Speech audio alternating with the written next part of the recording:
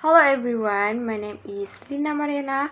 I want to explain about our material from the book. The title is When Cultures Collide Leading Across Cultures.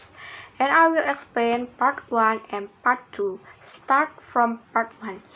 Getting to grips with cultural diversity.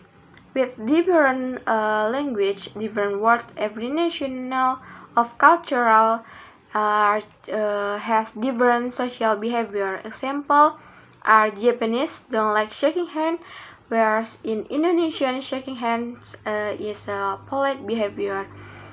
In the appearance and reality, there's various manner and mannerism cause us great amusement, like we smile at foreign eccentricity, congratulation ourselves. For in the closer to home, the concepts are shining and clear that our nation, if a difference like French and German, not always get on. In the contract and ethic, they have a different meaning of contract on the business. Ethic can be turned upside down. From the common sense has to be treated carefully, for it is not as common as it seems. Common sense, although basic and unsophisticated, cannot be natural. For gossip, gossip has a negative connotation in the Nordic countries and hardly a good name in the Anglo-Saxon world. And for powerful mental blocks is international trade and scientific and political exchange intensively. There is a growing effort on the part of academic, multinational, and dialogue. From the internalize language, there is a good deal of scientific support from the hypothesis that higher levels and thinking depend on language. And then for part 2 is a cultural conditioning.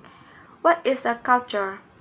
Get Hofstede defines cultures as a collective programming of the mind that distinguishes members of one category of people from another. And a culture shock. We will feel a shock when we go abroad. Why?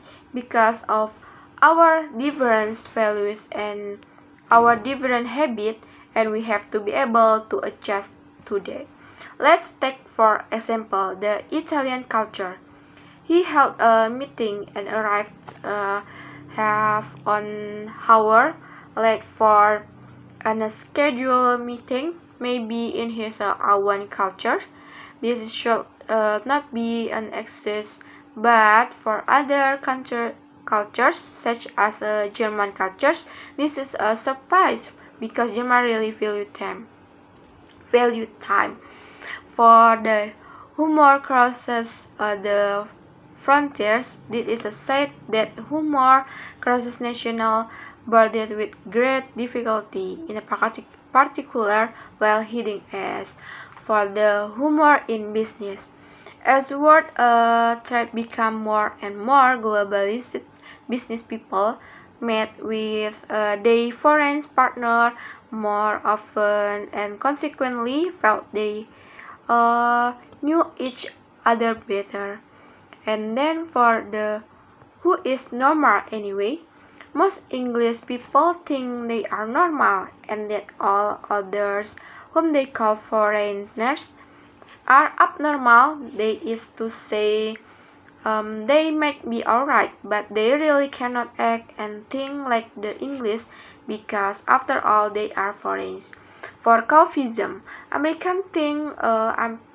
America is the biggest and the best, the newest and the richest, and all others are a bit slow, old-fashioned, rather pure, and somewhat on the small side. They cannot call the British foreign, so they call them limits, normal and abnormal. If people from each culture consider themselves normal, then the corollary is that they consider everybody else abnormal. we can achieve a good understanding of our foreign counterparts only if we realize that our culture specters are coloring our view of them. Okay, everyone, I think enough for me. Thank you.